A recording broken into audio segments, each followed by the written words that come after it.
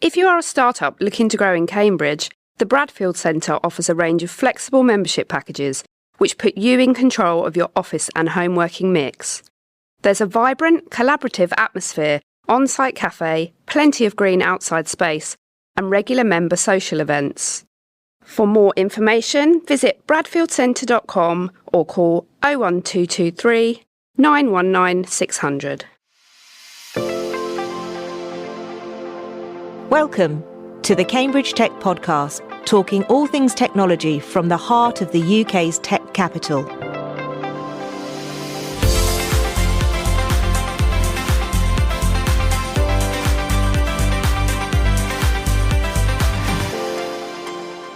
Here are your hosts, Faye Holland and James Parton. I'm Faye. And I'm James. So Faye, how's your week been this week? Well, I'd like to ask you, do I look any different? Do you look any different? I'm terrible at things like this. I feel like under pressure now. I don't know. So I'll give you a clue. Do I look any older and wiser? How would I say you look older? That would be so insulting. Okay. So I'll answer that one. I'm definitely older. So just to cut to it, it was my birthday this week. Yay! It was my birthday on Monday. There you go. So we're close. Well, there we go. Well, happy birthday to you too. How did we not know that? We both obviously are very shy and we don't like to tell people it's our birthday, right? No, we just wait until we put it on our own podcast. Oh, well, there you go. Happy birthday. Yeah, happy birthday to you. I had the day off. So one of my rules is that everyone has their day off and their birthday. So I actually had the day off. Nice. Yeah, I'm planning to do the same on Monday. Well, there you go. Super. So you're going to be wiser as well, yeah? We can all but live in hope that we all get wiser each year. Yeah, maybe. Yeah. But other than that, no, just a normal week. Loads of meetings, client stuff, just the general stuff. What about you? Yeah, similar really. Nothing too spectacular to kind of update on. Just a good head down kind of week. Like we said last week, just taking advantage of it being a bit quieter to get some stuff done, which was nice. But one thing that did fly by my desk was I was asked to give a shout out to an upcoming pitch event that's being organised in London by Rare Founders. So applications are now open to any startup in any sector and any location. That should appeal to lots of our listeners, hopefully. They're looking for startups at the pre-seed, post-MVP, stage or seed stage or Series A, and for startups that have a global expansion vision and are actively fundraising. So applications close pretty soon on the 16th of August, so don't delay. And you can find out more information at rarefounders.com/demo-day. We'll put that into the show notes as well. Okay, that's brilliant. Definitely one to go watch and to see who actually applies for it as well. So talking about founders and growth, the big news of this week has got to be Riverlane, the quantum company based here in Cambridge. They've announced that they've raised $75 million Series C funding, which is absolutely brilliant news for them. The Series C was led by Planet First Partners, a European growth equity sustainability investment platform with participation from sustainability venture capital investors, ETF partners, and Singapore-based global investor EDBI. Existing backers, couple from Cambridge, so Cambridge Innovation Capital and Amadeus Capital Partners, and also the UK's National Security Strategic Investment Fund and high performance computing leader Altair also participated in that round. Riverlane has had a very clear vision from the outset, and their quantum error chip and stack will accelerate the whole quantum industry. Herman Hauser even went as far as saying that what Riverlane is doing right now is akin to the creation of the common chip architecture, which solved the defining technology challenge of the computing paradigm decades ago. So huge congratulations to CEO and founder Steve Brearley and all of the team. And you'll remember that COO Beck Simmons, we interviewed on the podcast in episode 70, if you want to go back and take a listen to that. And they're running straight away. New jobs are already being advertised. They've got a big expansion of their overall development roadmap, but also geographical and people expansion. So I think we can expect to see Riverlane now really proceed at pace. So great news for them. Yeah, that's huge, isn't it? Congrats to everyone there. Next one's interesting. So Cambridge-based Domino, who are a kind of next-gen printing company, they're helping beverage companies move away from labels on bottles with a new range of high-speed product handling and printing solutions. So this will help beverage manufacturers move away from bottles to make it easier to recycle them, which obviously has a huge upside from an environmental perspective. And South Korea recently became the first country to take a stance on this, launching new legislation which will prohibit the use of external labels on bottled water from January 2026. And other countries are expected to follow on from there. Yeah, and I think next week's episode with Cambridge Clean Tech, and we're talking to Carbon 13 and others as well. Yeah, I think we're going to start to see a really big shift on this. So it's great to see Domino. It's the kind of thing that you forget that this legislation happens, so you've got to come up with alternatives. So it's great to see Domino helping to fill that gap, and I guess we'll see lots more coming through in the future. Still on the subject then, I talked about talent a moment ago with Riverlane. Sourcing talent remains one of the biggest challenges for local tech firms and I guess globally as well. So Cambridge Network, who are a leading network organisation in the heart of Cambridge, they've launched a talent pool CV database designed to streamline the hiring process for growing companies in the region. Claire Angus, who's head of recruitment and account management over in Cambridge Network, said, "We have always had a good network of candidates due to our engagement through our weekly jobs letter and popular recruitment events. Now we can share that talent with members with easy access to hundreds of candidates through our recruitment portal."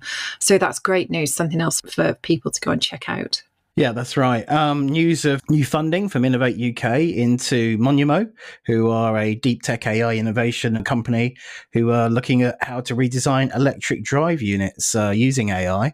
They've secured nearly 1 million, as I say, from Innovate UK. And we actually interviewed Dominic, their CEO, back in episode 59. So congrats to Dominic and the team. And again, if you want to pop back into the archive and listen to that interview, you'll learn more about that company. Great. So we've kind of also hinted in a couple of previous episodes that we're looking at different ways to refresh things on the podcast. And we are working on some tweaks, but this is actually our 100th episode. Hey, it's 100. It's the birthday for the podcast. You have 3 birthdays in a week, right? Well, in the space of like four days. It's amazing. So we're excited about that. We're picking up really nice momentum, I think. And off the back of that, we're opening up the opportunity for headline sponsors. So if you're interested, please do reach out and speak to us. Absolutely. And just before we do jump into this week's episode, a quick shout out to Mishcon Dereya, who are one of those companies that have supported the podcast for the last few months. So thanks to Charlie Fletcher, Chris Keane, Jeff Dragon and Louise Border.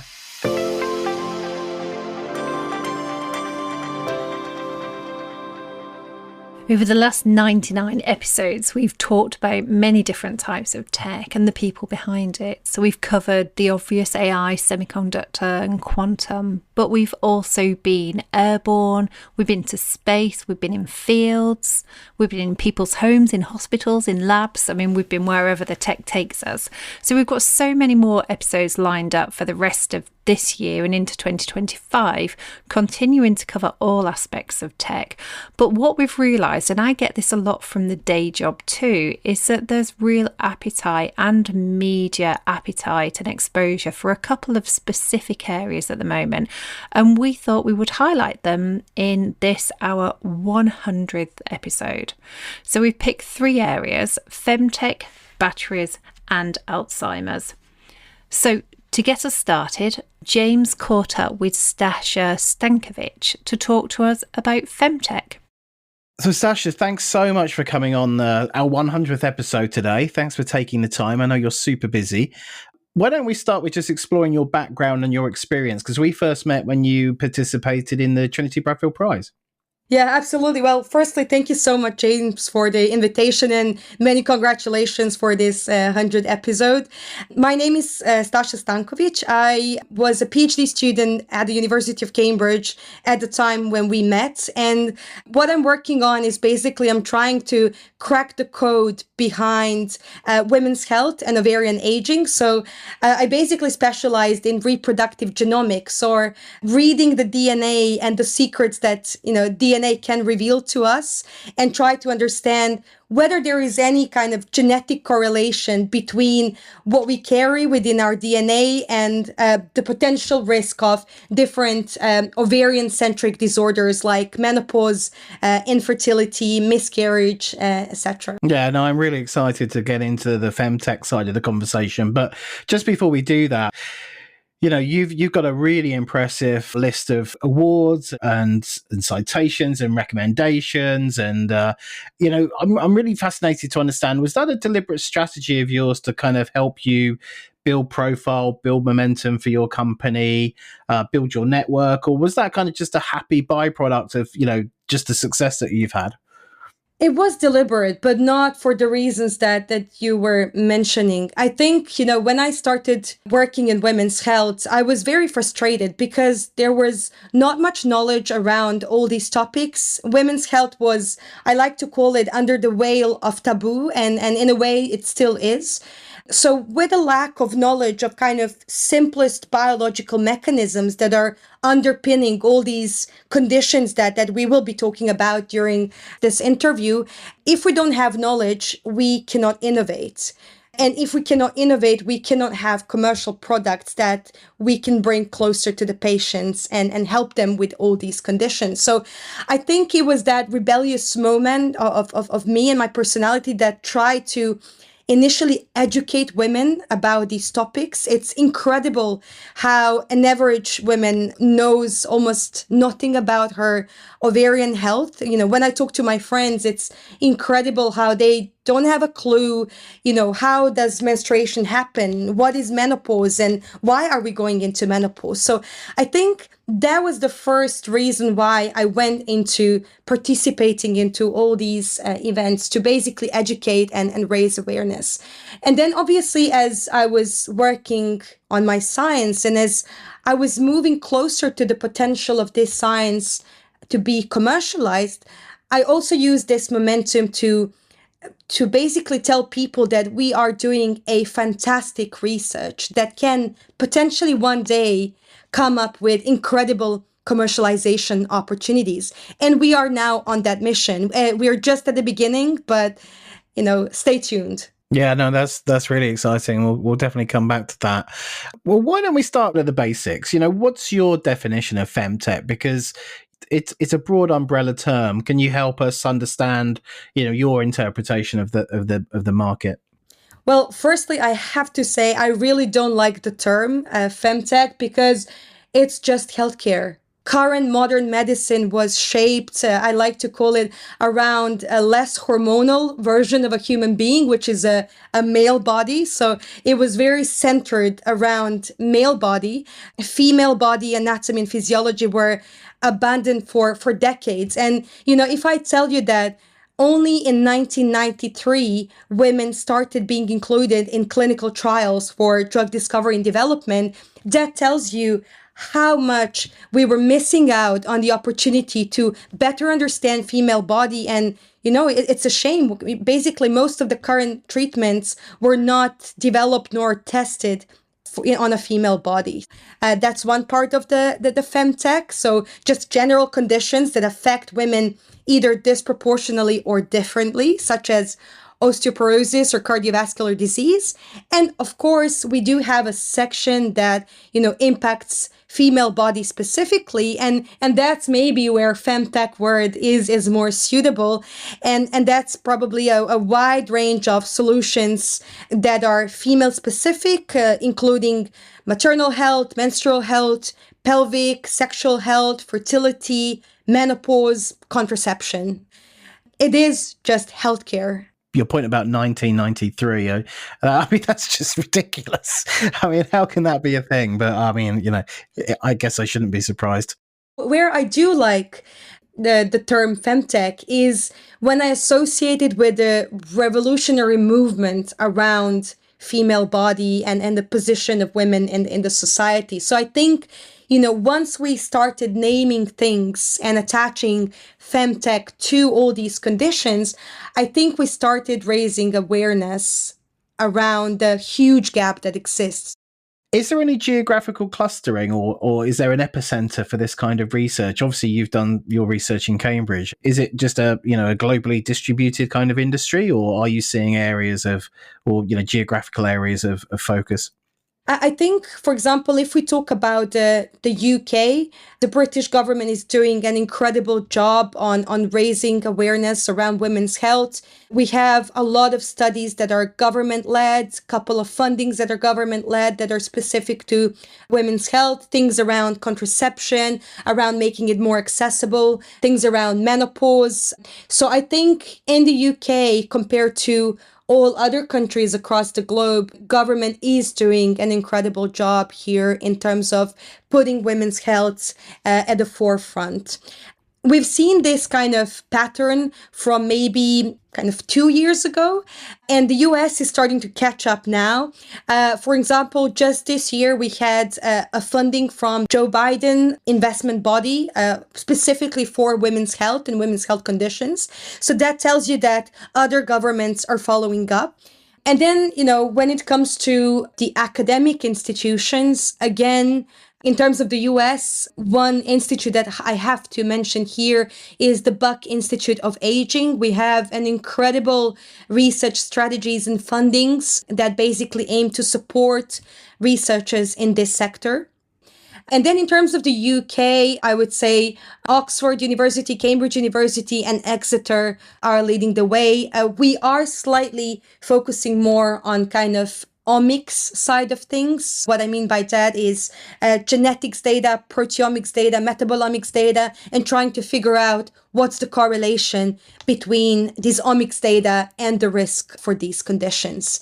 And then obviously VCs, the US is definitely leading the way. But as I mentioned to you before, with the introduction of a FemTech as a term, with actually better understanding this massive gap, I think more and more investors are, figuring out that they have to join this game. Maybe a year ago, we had an incredible interest of investors. Now, when you talk to them, some of them say, well, it's just a 50% of the population, so not maybe the best market opportunity. But I think, it's important that we are talking finally about this topic and that we are having early believers. And if they demonstrate the success stories in this topic, then I think we will have more and more buyers. I mean, that's a great encapsulation of the space. That leads me to my next question, which is where do you feel the gaps are and, what needs to be done to close those gaps? There hasn't been a lot of research, a lot of funding into these topics. So obviously, if you don't have knowledge, you don't have capability to innovate. And that's why today, if we talk, for example, specifically about things like infertility and menopause, we actually don't have therapeutic solutions besides IVF and cryopreservation or freezing the eggs. IVF and cryopreservation have incredibly low success rates. So us as women, we cannot put all our eggs into one basket, quite literally. So, when we think about the gaps, is basically we have to do a lot of research. We have to science the hell out of women's health. So I think this first wave around women's health and FemTech has to be around investing into research, investing into better understanding of all these conditions and biological mechanisms that are driving all these processes. And once we have that better understanding and once we start generating IP, good quality IP, only then we can move into commercialization opportunities and building companies around this topic. While we're waiting for these innovative solutions, there are things that we can apply in terms of the public health that can help. Specifically, around menopause, infertility, managing certain symptoms that are related to menopause, for example. And that includes, alcohol consumption, smoking, physical activity, nutrition. These things are epidemiologically very well correlated with your fertility potential, with timing of menopause. So if we just have governments to play a better role in advocating and educating people around these topics and utilizing already existing knowledge, I think we will do a very good job. Well, that's a strong message. Thanks for sharing your thoughts there. So just to wrap things up, we mentioned the Trinity Bradfield Prize where you pitched to Vartex, your startup that you co-founded.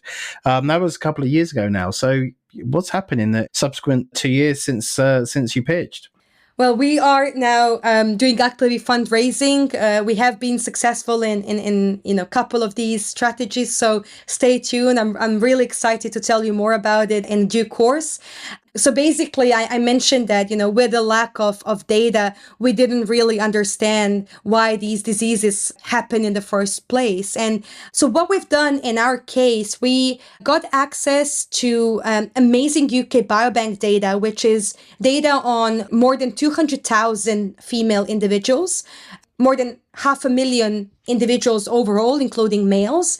And what we basically try to do is, by reading DNA, try to figure out what are those genetic variations that predispose women for these conditions, specifically, in our case, menopause and infertility.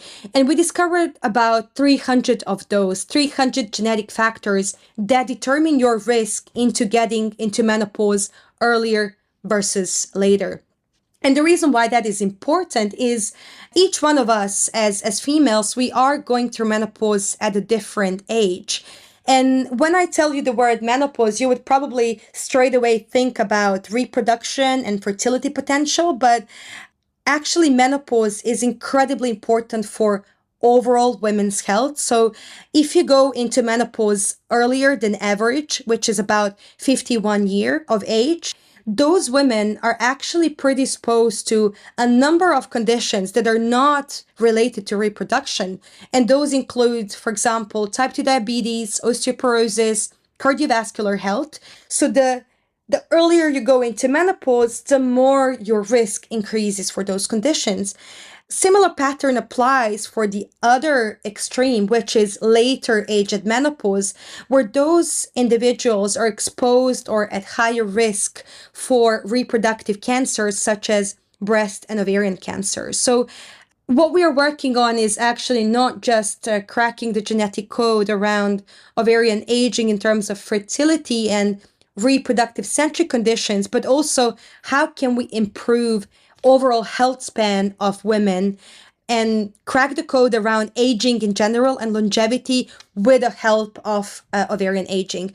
And with these genetics knowledge, we are now utilizing the power of it to basically initiate drug discovery opportunities in this space and potentially provide the very first next generation therapeutics for diseases that I already mentioned. I mean, that's such exciting and important work. I know you've got some exciting developments, which hopefully we'll be able to share soon on the podcast. So we will definitely stay close to you. And as soon as you can share news, we'll be sure to share that to our listeners. Well, thanks so much for joining us. Like I say, I know you're super busy. Very much appreciate the time. And it's been fascinating catching up with you on a really fast-moving sector.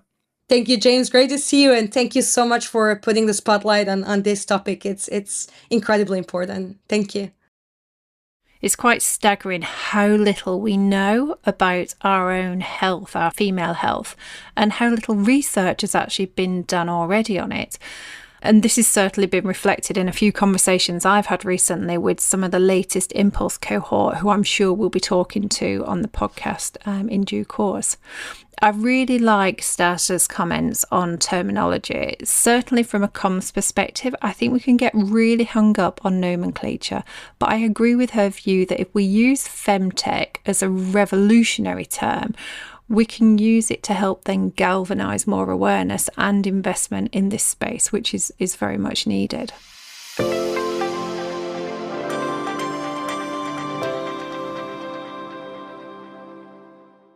The rules of business and society have changed, and Mishcon Dureya stands at the forefront of this change, championing the innovation ecosystem at the heart of Cambridge. Our expertise is advising innovative companies at all stages of their life cycle, from startup investment right through to exit. We advise founders, entrepreneurs, management teams, and their investors.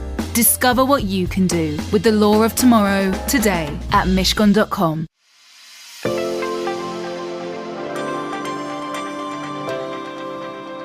So another area, the second one that we hear a lot about, is battery technology. So to give us an overview of what's happening in the world of batteries, James caught up with Dr. Simon Engelke, who is now founder at Battery Associates in Munich. Simon, welcome to the podcast. We first met way back in 2018 when you were one of the first winners of the Trinity Bradfield Prize. So good to have you back, and how you been keeping, and tell us all about Battery Associates. Thanks for having me, James. Yes, it has been a minute. Good fond memories of the Trinity Bradfield Prize and everything which was connected to that, including the Bradfield Center. Has been really good. Has been busy. Of course, we had a pandemic in between, which definitely has been, I think a lot for many of us. But I think from a business perspective, it's been good. As you mentioned, Battery Associates, something I then founded in 2020. It's been growing quite nicely. We have quite an international team now, doing a lot more than we could do back then, which is really exciting. I think one of our flagship programs has been the Battery MBA, which is a executive training we have been running now for the last 3+ years, with over 500 individuals trained, a lot of leaders from major companies, like Tesla and Volkswagen, JLR, CATL, SVOLT, and many more in the battery industry, which has been really exciting, and also going international in 50+ countries. So of course, UK also being in there, but many other ones are there as well. So this has been absolutely fantastic. And I think one of the big learning also I had since then is, really how I approach this topic of batteries. In my research days, I spent a lot of time in the lab and trying to commercialize some of these technologies. I think what we're doing today is we are really focusing on an industry, which also, I think also a bit of a learning I kind of had, I think, from my Trinity Bradfield days, is you really want to align nicely with industry trends and, trends where things are going, which we're going to talk about today, I'm sure. And we're really betting on this industry of batteries versus then betting on only one technology, but really betting on the industry, and then really based on this, developing whatever is needed, be it knowledge, but also insights, but also really hardware and software, which we're also developing for battery testing. Yeah, and I think that makes you the perfect person to have this conversation with. So as part of this 100th episode, we'd really love to just get a kind of, a high level perspective of three things in particular. One is the different applications that you're seeing from, new battery technology, the actual types of new technologies coming onto the market as well. And then maybe like your approximation of the market value, what's the opportunity here? That's the kind of things that are going to get kind of VCs excited, right? So why don't we start with the applications? What kind of things are you seeing? Absolutely. And I think, if you look at the biggest use of applications, is the one is in EVs, right? Batteries, electric vehicles, and other ones more on the stationary side, which also growing quite nicely, sometimes a bit overlooked. And of course, there's a lot of other exotic ones from, electric aviation, and many other. Space is a cool one, and there's many other ones really where we need batteries. In my humble opinion, batteries are kind of needed everywhere, and which also something we shouldn't forget, because from consumer electronics perspective, we all have our battery in our pocket, which I used back in my pitches back then. So it's really relevant to all of us, but also in our computer and laptops and all these kind of things. And if you look at new applications, right, often we see that the niche application is very exciting. I know the job of a startup is to pitch the biggest markets, and that's something, you definitely can appreciate. But often where we see the real winners often of these startups in the battery space is going to these niches, going into the forklifts, going more, if we have like new solid state application, going more into the wristbands, like, fitness trackers and all these kind of things, which of course is from a volume perspective less attractive, or space or drones or whatever it might be. But this is really something where can you differentiate yourself with your offering of your technology. So that's maybe just my encouragement for anybody out there, is don't overlook the niche markets. It's often probably where you're going to be more successful, especially in the beginning. And of course, you want to aim big. So you want to have these big markets to go for, but don't forget about your market entry strategy. And often, some of the niche markets maybe are easier to tackle than going for the big one right from the beginning. Yeah, some good advice there. And obviously the demand for, extended battery life, more power, reduced size and weight is relentless, it seems. So what are the kind of technology breakthroughs that you're kind of tracking right now in terms of how those things are achieved? Totally. And I think also here we see different, again, depending on what application you look at. So it could be just at a bit of overview applications. I think especially automotive and stationary these days is very cost driven. Right, that's where we get the most demand from automotives and industry, etc. We work a lot with them. It's all about cost cutting, reduction of costs, because again we have much cheaper offering from Asia, from China specifically. So how do you stay competitive? So rather than saying we want to have the fastest new thing or whatever. I mean, that's attractive, that's important, but from the volume market, it's really about cost cutting, which again, it can be tough for some of these startups, right? On the other hand, can be cool because we have seen topics like sodium ion before, right? Which also from the UK, I think, Ferrari and others have been quite successful because they got acquired, which of course is what a lot of startups want. And, here are opportunities, but I think it's tricky because the cost is really one of the keys, and that's, I think, as a startup, often not the cheapest because you're developing something more novel, unique, and upscaling will cost more, etc. So you don't have the big volumes yet. So then, of course, if you look at more niche applications, faster charging, longer range, and especially then if you go more on aviation, also weight can be a topic. But if you look more at smaller kind of confined spaces, it's more volume. So again, in the niche markets, you have more room, I would say, for kind of having new, novel kind of improvements for rates and kind of charging speeds and these kind of things, which of course can translate over time in the bigger markets as well, which is attractive. But again, in the big markets, what we currently can see is a lot of them really care a lot about the cost and of course quality and these kind of things. Another one is also sustainability, right? Not to forget. Also, human rights topics as well with some of the materials. So I think these are some of the big trends for the big industry. And of course, people also have kind of interesting value propositions, be it faster charging, which is maybe for buses could be more interesting, etc. Or maybe at some point, gets more attractive for also more other, automotive, etc. But again, automotive, not to forget, cost is really the key here. So if you have a startup which can reduce cost and waste from a sustainability perspective, that's very attractive, like, different production flows, etc. Okay, yeah, and that's a good segue, I guess, to understand where the dollars are going. Where are you seeing investment coming into the battery industry right now, and do you think that's going to change over time? That's great. I think, there's still, of course, new technologies, and when we go also to Cambridge ecosystem, I think it's very known for that. But it's all over, really, right? So I think materials is one. Material can be tricky to kind of scale up to a level, that it's, you have to go quite far. And we have seen it from also some of the Cambridge startups, right, which have gone. The idea stage is often not enough, right? So you really have to develop it further. But I think what we can see is definitely, materials is topic still, people trying to do things. Data has been, I think these two have been going on for a long time. What I see now more is, I think, I'm quite excited about also manufacturing and production optimizations, which again can be quite tricky if you're a startup because you're talking to the big guys, but we see some of them can be quite successful. Also thinking about how do you position yourself, for example, for the European market, right? Because again, 90% or so is happening in China right now. So either you work with China, we have seen also some of them doing it, or with Asian players or Korean or Japanese, or you kind of think about like, what is something we're lacking in Europe, which sometimes can be manufacturing equipment, but how can we do this cost effective and from the quality, etc., which has been quite challenging, to be honest, for many companies. So if there's like innovative topics, we have seen them as well. And it can be everything, right? From mixers to, all kind of different tools. So people come up with different things or, different tools there. But again, I think still today we see investment in all of these kind of different aspects of the battery. But I think what's kind of hip is keeping changing depending on what the market wants. And again, right now I see cost as a big topic. So, and sustainability, so anything which is in this regards can be quite attractive. Over the last few years, it's been quite hard for startups to raise money generally. And now there's a lot of focus, obviously, on AI investments, which is, turning a lot of heads. Do you see a slowdown in investment into the battery industries, or has that managed to maintain a healthy level of growth?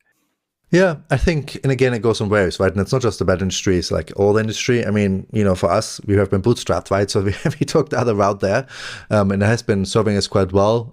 But it's, of course, there's many ways how you can approach this topic, right? And there's definitely topics where you need investment, but we also find creative solutions, right? I think there's more partnerships these days where startups more quickly maybe get an investment or get a more development partner of a bigger company. I think we have seen this happening more, which is, I think, maybe more, different. And in the beginning, it was all about trying to be all independent or like get your own VC money and do it this way. But I think now we also have more bigger companies. I've seen this, more like the automotive companies. They have their own investment arms who have been kind of supporting startups as well, which I think is nice also from a maturity perspective, because then, again, you have down the line potentially already your customer, right? And you have this linked up.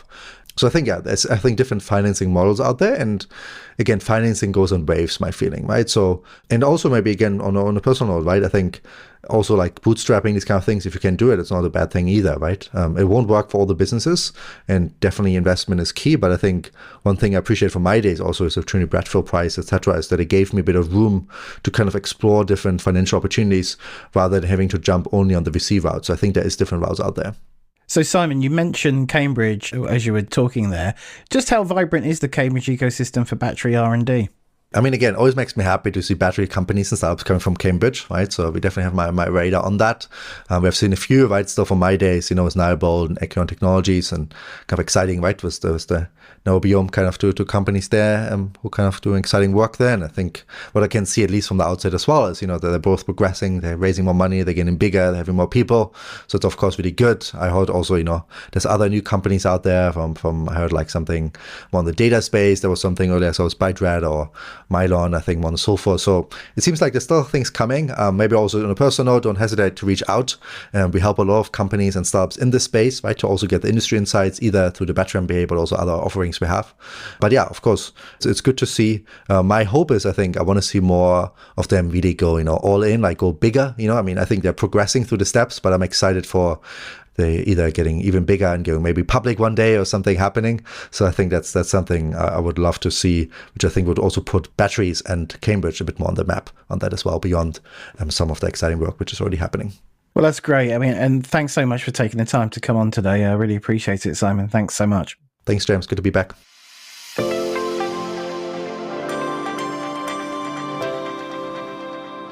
So Simon mentioned Niobolt there. I heard Professor Claire Grace speak at one of the Cambridge Enterprise annual showcase events, I think a couple of years ago now. She's a remarkable founder. We've also talked on previous episodes about Sai advising some of the startup businesses and sitting on their boards too. Also in this space, we have Ismail Sami, founder of Molion, who we've talked to in the past. He is producing a next generation energy storage solution, the lithium sulfur battery. The intention is to offer long life lithium sulfur batteries which deliver twice the energy density of current lithium ion batteries on the market. And of course, as Simon said, we can't miss Ekion Technologies. We've certainly covered their recent funding round in the news slot. Ekion's groundbreaking multidisciplinary research led to the development of new battery materials whose manufacture can be easily scaled to industrial levels. These foundations are really setting them in good stead to become a world-leading innovator in commercial battery electrode materials. And, I follow them very closely. They were a 21 to watch back in 2021, and it's really exciting to see their exponential growth. So as Simon said in his conversation with James, let's see who's going to go all in the next few years with regard to batteries. So that takes us to our final tech, and this is around dementia. Sadly, the reality is that most of us are now touched by someone with dementia, and recent research by Alzheimer's UK has confirmed 2 new risk factors for the condition: uncorrected vision loss and high cholesterol.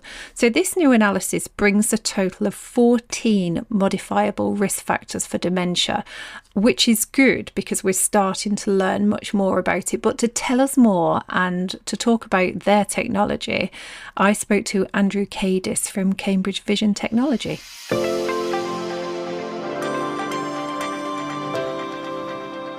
Hi Andrew, thank you for being with us today.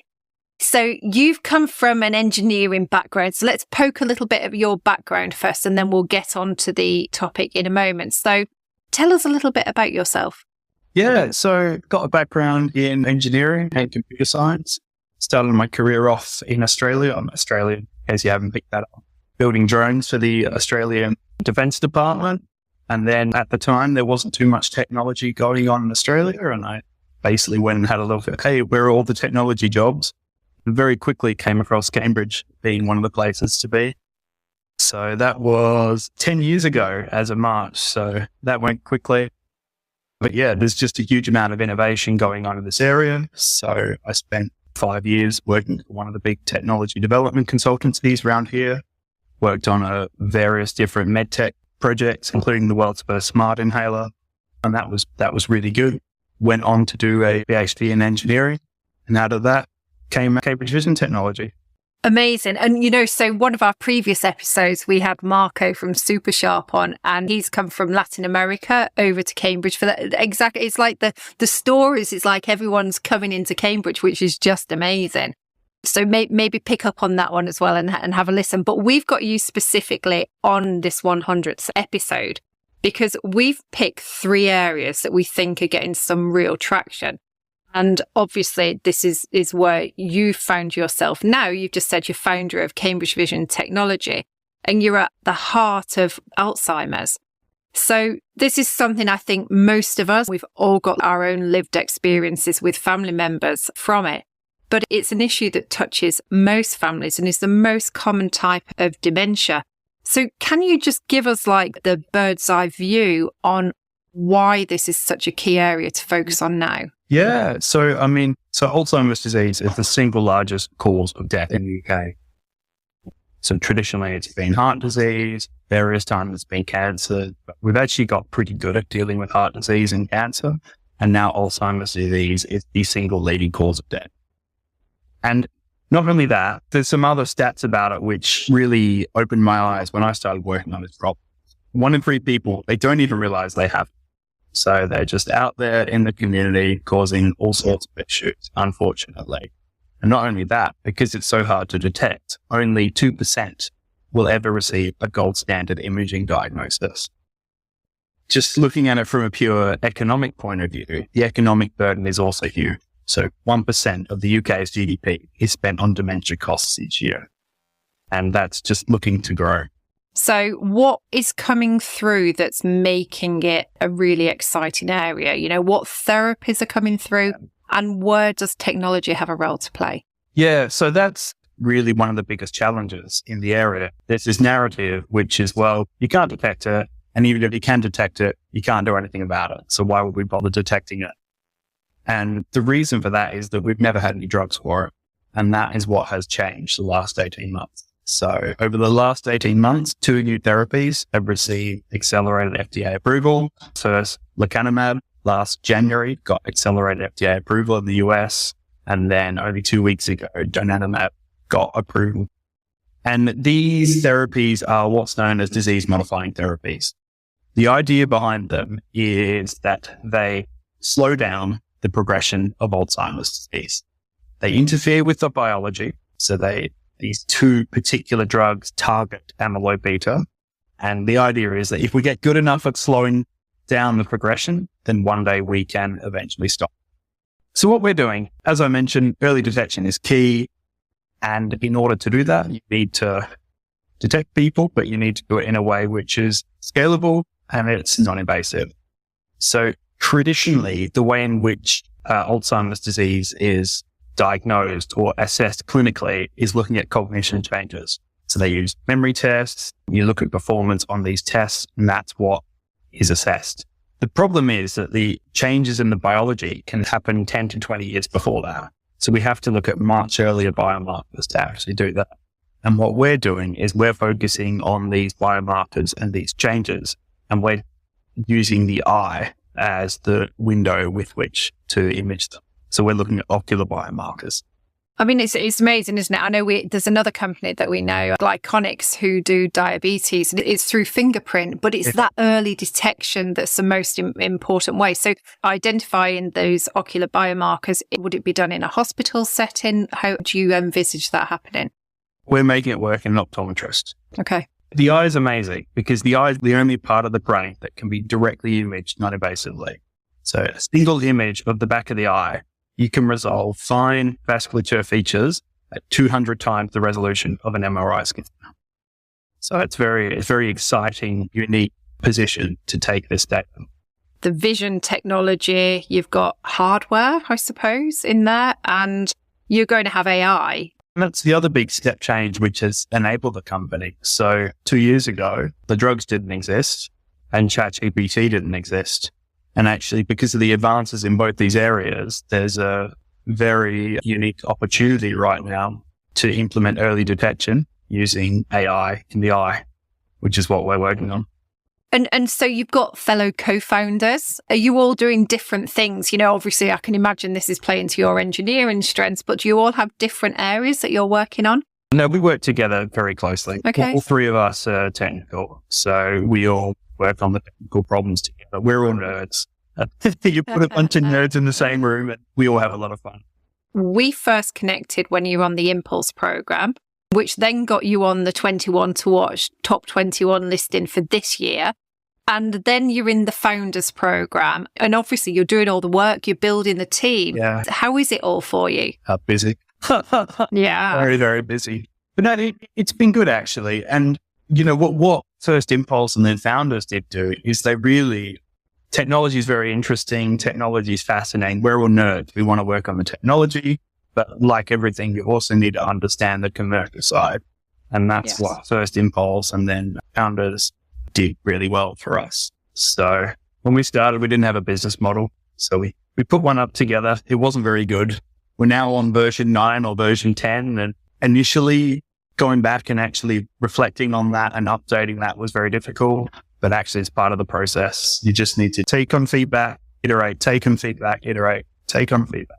That's it. Now is the right time to be doing that as well, isn't it? You've met a famous cat. So I did see as well, you were part of, I know, I will explain that one. Yeah. You were part of the National Dementia Mission over at number 10. Is it important for you as well? You know, to make real change, we have to be able to affect policy. Is that something that you're interested in doing too?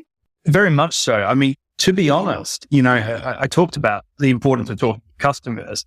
The specific problem we're working on is such a large problem that the government and the civil service have basically got together and put everyone in a room working on this problem, which was great because the people who have devoted their entire careers to this area have been very frustrated by the system and want to change the system. We're fortunate enough to talk to them and really identify where all these specific problems are.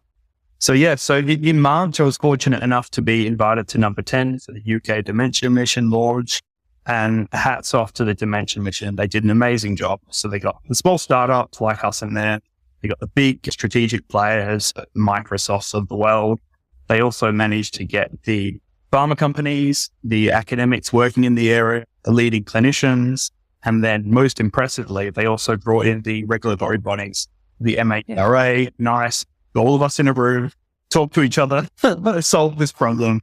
You can't just work in your bubble. You need to talk to customers. And we were fortunate enough where we all got in a big room together.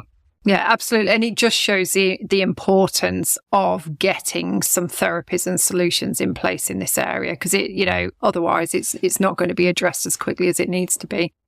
Yeah. So yes, very pleased that you're involved in that. So tell me, what are your plans? What are the next things that you're going to? I mean, you've only been going a year. You're the 9th version of your business plan. I mean, what's next for you? Yeah. So right now we're really just advancing our technology. So we have technology that works. There's a big ask to take that and productionize it. So that's what our focus is right now. As part of that, we will be opening a fundraising round shortly. 1st of October, we'll be kicking that off. We'll be looking at gaining enough funds to really accelerate the time to market to get a product out. All right. So that's a good call to action for some of our listeners. Watch out for that fund opening. Exactly. Yeah, perfect. So thank you very much for joining us today, Andrew, and all the very best. Brilliant. Thanks, Faye.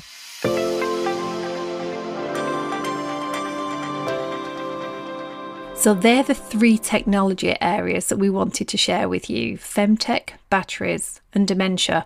What do you think? Do you agree? Are they the 3 to watch, or do you have some other ones that you would also like to talk about or hear about?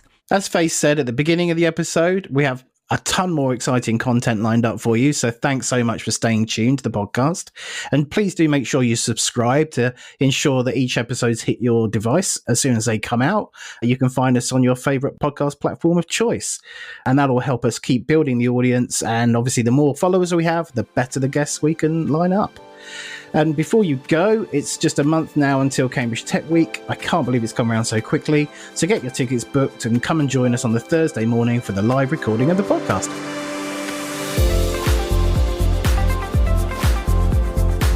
Today's show was produced by Carl Homer of Cambridge TV and supported by our media partner, Business Weekly.